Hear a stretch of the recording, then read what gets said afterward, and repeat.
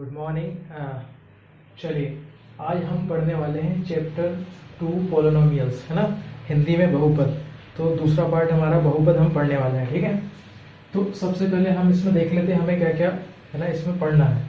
तो इंट्रोडक्शन मतलब परिचय, भूमिका। Now geometrical 2.2 geometrical meaning of the zeros of polynomials. बहुपद के शून्यांकों का ज्यामितीय अर्थ, है ना, ज्योमेट्रिकल किसी को रिप्रेजेंट करना, है ना, ग्राफ पेपर पर किसी वैल्यू को हम रिप्रेजेंट करते हैं, वो हमने भी पढ़ रखा पुरानी क्लासेस में। अब देखिए यहाँ पर 2.3 relationship between zeros and coefficient of a polynomial. किसी बहुपद के शून्यांकों और गुणांकों में संबंध। Now division algorithm of polynomial 2.4 में है डिवीजन एल्गोरिथम ऑफ पोलिनोमियल, बहुपद के लिए विभाजन एल्गोरिथम। आखिरी में हमारी है समरी, सारांश, ठीक है। तो इस चैप्टर में हमें इतना है ना पढ़ना है। तो चलो इसके लिए हम कुछ बेसिक्स अब हम पढ़ लेते हैं, बेसिक चीज़ों को हम थोड़ा सा जान लेते हैं, ठीक है। तो चलो सबसे पहले हम बहुपद को समझते हैं, व्हाट इज पोलिनोमियल, ठीक है। तो पोलिनोमियल को हमें समझना है। तो पोलिनोमियल क्या है? पोलिनोमियल क्या है? मतलब चर और अचर, है ना, चर और अचर के मिलने से कोई समीकरण बनता है ना, with the help of variable constant, है ना, variable constant combine and give a expression, that expression is called as polynomial. Okay, so suppose मैं लिखता हूं ax plus B X plus C equal to 0। ये एक्सप्रेशन है ना, इसको हम पोलिनोमियल कहते हैं, ठीक है। यहां पर देखिए ये आपका वेरिएबल,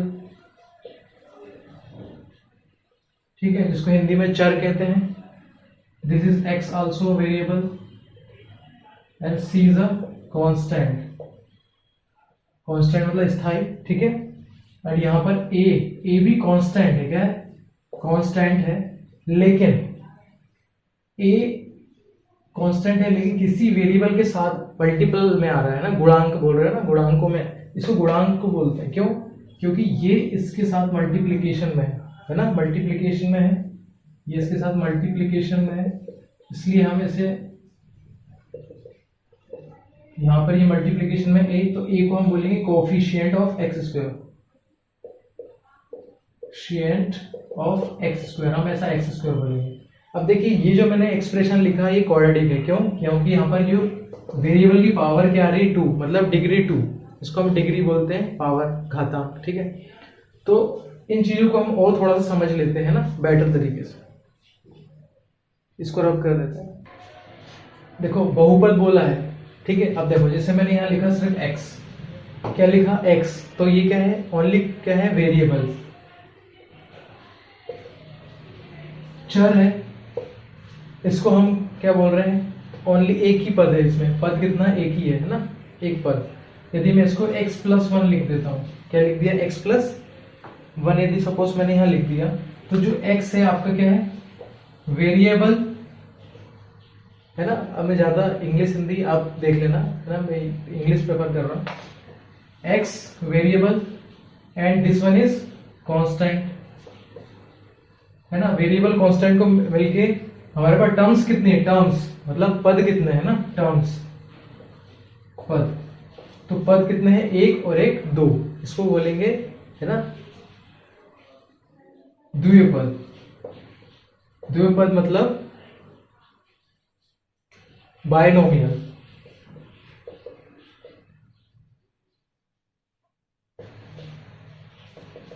ठीक है, बायनोमियल। तो ऐसे बायनोमियल, ट्राइनोमियल, तो ये पोलिनोमियल है ना। पॉली मीन्स दो या दो से ज्यादा, मतलब तीसरा, तीन। यदि मैंने ऐसा लिखा x प्लस वाई प्लस 1, ठीक है, तो यहां पर x वेरिएबल है, y भी वेरिएबल है, दिस वन इज कांस्टेंट। तो ये क्या हो गया? कितने पद हो गए? कितनी टर्म्स है? 3 टर्म्स है। तो ये क्या हो गया आपका? ट्राइनोमियल। देखो इसको हमने छोटी क्लासेस में पढ़ रखा है ना, इस वजह से, लेकिन फिर भी मैं रिकॉल कर रहा हूं ताकि 8th या 9th में आपने पढ़ रखा होगा, ताकि आप फिर से आप इन चीजों को देख लें। आपकी मेमोरी में रहे।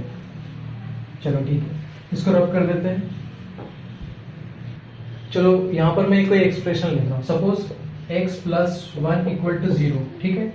ये कोई एक्सप्रेशन लिखा है, ठीक है, इसी को हम बोल रहे हैं पोलिनोमियल। अब इस पोलिनोमियल में यहाँ पर ये हो गया आपका वेरिएबल, ठीक है, चर, और ये आपका कांस्टेंट, ठीक है। ये इक्वल टू 0 एक एक्सप्रेशन है, ठीक है। अब यहाँ पर यदि,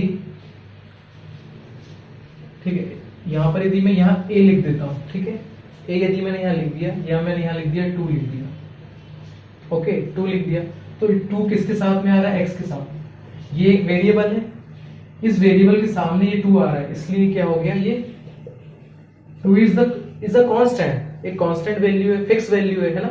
और ये अननोन वैल्यू कुछ भी हो सकती है, इसलिए हम इसको वेरिएबल बोल रहे हैं। इसका मतलब क्या हुआ, 2 जो 2 है हमारे यहाँ पर 2, ये आपका हो गया कोएफिशिएंट, है ना।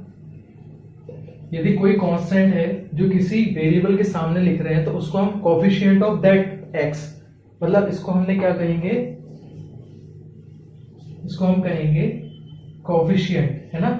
कोएफिशिएंट मतलब गुणांक, coefficient of x, 2 is the coefficient of x, 2 x का गुणांक है।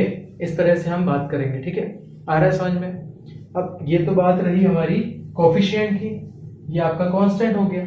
यदि मैं यहाँ पर पावर लिखता हूँ, ऐसे पावर लिखता हूँ, तो ये क्या कहलाता है, डिग्री, क्या कहलाता है, डिग्री, है ना। कितनी घात है इसकी जा रही है, तो ये 2 लिख दिया, या मैं यहाँ लिख दिया 3, यदि मैंने यहाँ 3 लिख दिया, 3 लिख दिया, तो ये पावर क्या हो गया, 3, तो ये क्या हो गया, है ना, डिग्री क्या हो गया, इसको बोलेंगे डिग्री, डिग्री कितनी हो गई, 3।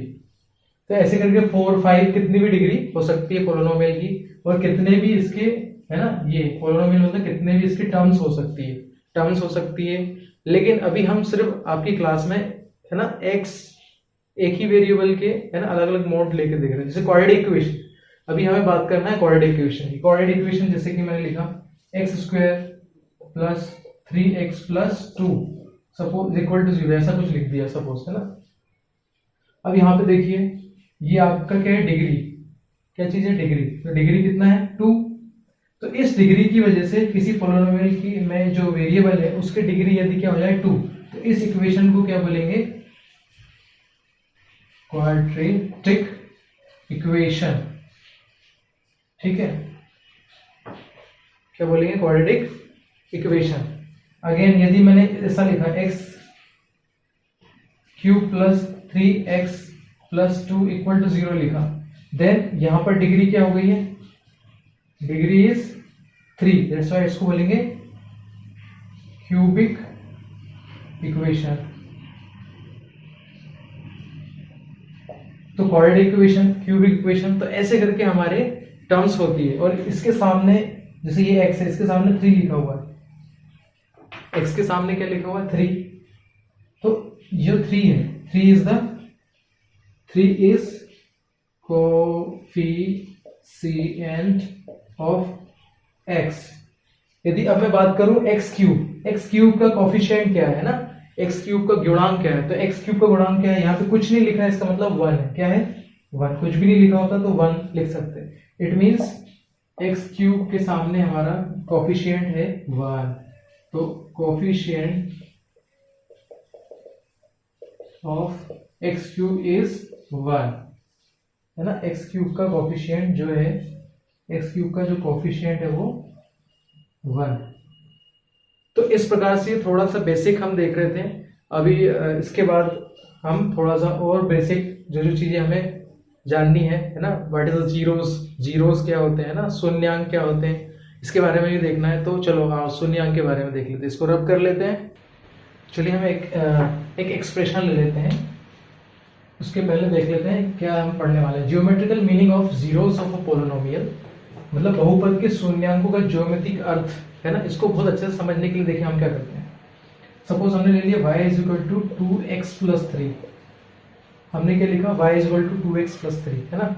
अब देखिए इसमें हमें क्या देखना है, हम ऐसी इस y की वैल्यू को 0 बनाने के लिए बनाए तो x की वैल्यू हमें क्या मिलेगी, या हम क्या x की वैल्यू रखेंगे y की वैल्यू 0 हो जाए, तो इसी को बोलेंगे, है ना, जीरोस ऑफ दैट पोलिनोमियल। मतलब एट द वैल्यू एट विच, जिस वैल्यू पर, ठीक है, y की वैल्यू 0 हो जाए, ठीक है, x की वैल्यू की वजह से, तो उसको हम इसको बोलेंगे, इस x की वैल्यू को हम बोलेंगे जीरोस ऑफ दैट पोलिनोमियल। देखिए कैसे, चलिए तो क्या करेंगे, लेट हम मान लेते हैं y is equal to 0, y को 0 कर लिया।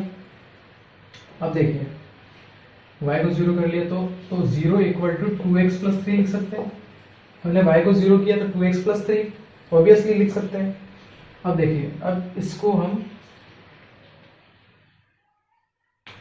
हम यहां लेकर आ रहे हैं, ठीक है, तो ये यहां लेकर आएंगे तो ये -3 हो जाएगा, क्योंकि 0 के साथ ये इस तरफ आएगा तो प्लस का, इस तरफ जाएगा तो माइनस, और ये 2x है। अब देखिए यहां पर x हमने लिखा इक्वल टू, अगेन देखिए ये -3 एंड 0 -3 हो गया, और ये 2 इसके नीचे आ गया, ठीक है। तो इसका मतलब x की वैल्यू क्या आ गई, -3/2, है ना। इसको कर सकते हैं ना -3/2, क्योंकि इक्वल है, इक्वल में हम ऐसा लिख सकते हैं। मतलब x की वैल्यू -3/2 पर y की वैल्यू 0 हो रही है, that's why this x is the zeros of that polynomial. एक पोलिनोमियल एक्सप्रेशन था, हाँ, तो हम इसमें क्या बोल सकते हैं, जो x की वैल्यू है वो 0, उसकी वजह से उस एक्सप्रेशन की वैल्यू 0 आ जाए तो उसको हम बोलते हैं जीरोस ऑफ द पोलिनोमियल, ठीक है। ये क्वाड्रेटिक में भी सेम होगा, जस्ट एग्जांपल के लिए मैंने आपको समझाया ताकि आपको कोई दिक्कत नहीं आए, ठीक है। अब देखिए इसको क्रॉस चेक कर लेते हैं, इस x की वैल्यू को यहां रखते हैं, y is equal to 2x plus 3, ये ऐसा है, y is equal to 2, x के ऊपर -3/2 और यहाँ पर +3। अब देखिए दिस, इस 2 से ये 2 कैंसिल, यहाँ पे हो जाएगा y, ये हो गया -3 और ये +3। इसका मतलब y इज इक्वल टू, ये आपका प्लस और माइनस बिकम 0 आ गया। तो इस तरह से हम इस वैल्यू को हम कहते हैं जीरोस ऑफ द पोलिनोमियल, और हिंदी में शून्यांक कहते हैं, ठीक है।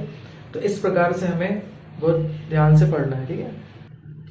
9th क्लास में ऑलरेडी हमने क्वाड्रेटिक ज्योमेट्री पढ़ रखी है। यहाँ पर मैंने कुछ डायग्राम्स डिजाइन किए हैं आपको और जीरोस के बारे में। यदि हमारे पास कोई ग्राफिकल रिप्रेजेंटेशन दे रखा है तो इसमें हम कैसे जीरोस आइडेंटिफाई करेंगे किसी भी इक्वेशन का। देखो ये आपका हो गया y एक्सिस, ये हो गया x axis, this one is y axis, this one is x axis, x axis y axis, x axis y axis, x axis y axis, y axis और ये x एक्सिस। मतलब हॉरिजॉन्टल एक्सिस को हम x axis से denote करते हैं, जिसको हम क्या बोलते हैं, एब्सिसा, एंड दिस एक्सिस को हम बोलते हैं ऑर्डिनेट, है ना, एब्सिसा एंड ऑर्डिनेट, ठीक है, ऑर्डिनेट एंड देन एब्सिसा। तो इस प्रकार से हम इनको बोलते हैं। अब देखिए नंबर ऑफ जीरोस, मतलब मैंने क्या कहा था, यदि कोई इक्वेशन है, हम y की वैल्यू को 0 ला रहे हैं, तो वो जो जिस x की वैल्यू की वजह से ला रहे हैं, तो वो जीरोस ऑफ दैट पोलिनोमियल कहलाएगा। तो यहाँ पर ग्राफ भी वही चीज है। ग्राफ पर यदि हम देखें तो यहाँ पर जब भी x पर जितने भी पॉइंट मिले तो हमें उतने जीरोस मिलेंगे, ठीक है। तो यहाँ पर कितने जीरोस हो गए, 2 जीरोस। कितने जीरोस हैं, 2 जीरोस। अब यह कोई भी इक्वेशन हो सकती है, मान लो y is equal to 2x plus 5, कुछ भी मान लो, ये कुछ भी एक इक्वेशन में एज एग्जांपल बता रहा हूँ कि यदि y is equal to 2x plus 5 कोई इक्वेशन है, उस इक्वेशन की ये वैल्यूज हमें ये ग्राफ मिल रहा है पूरी वैल्यू सॉल्व करने पर, तो यहाँ और यहाँ आपको जीरोस मिलेंगे, कहने का मतलब, ठीक है। अब देखिए यहाँ पर कितने, 1 2 3 4, कितने पॉइंट्स हैं, 4। तो यहाँ पर नंबर ऑफ जीरोस कितने हो गए, 4 नंबर ऑफ जीरोस। इसका मतलब ये होता है कि कोई 4 वैल्यू पर आपको y की वैल्यू 0 मिल रही है ना। किसी 4x की वैल्यू रखने पर, है ना, उन वैल्यूज को रखने पर y की वैल्यू 0 होगी। नाउ अगेन यहाँ पर एक भी दिख रहा है कि आपको कि क्रॉस हो रहा है x एक्सिस से, तो x एक्सिस से कोई क्रॉस ही नहीं हो रहा है, इसलिए यहाँ पर number of zeros 0 number of zeros, ठीक है, जीरोस, ठीक। अगेन यहाँ पे भी लुक एट हियर, यहाँ पे भी देखिए, यहाँ पे भी सेम, ठीक है, सेम कंडीशन है ना, no zeros. Again here 1 number of zeros, है ना, ओनली अ 0, जीरो, एक ही जीरोज है, एक ही मतलब शून्यांक है, शून्यांक। यहाँ पर भी एक ही शून्यांक है, ये दोनों एक जैसा हो गया। मतलब ये इसको मैं यहाँ बताना चाहता हूँ, मतलब ओरिजिन पे भी रहा तो भी आपका एक जीरो है। तो आपका ये ग्राफिकल रिप्रेजेंटेशन में यदि कहीं क्रॉस होता है एक्स एक्सिस से या टच होता है तभी हमारा वो जीरोस होगा, उतने जीरोस हमारे होंगे। मतलब ये ए, इसको बी ले लो, ए बी सी डी, जितना पॉइंट्स हम डोनेट कर देते हैं। तो इसका मतलब जीरोस को आप समझ गए। चलिए चैप्टर 2 एक्सरसाइज 2.1 का फर्स्ट क्वेश्चन हम सॉल्व करते हैं।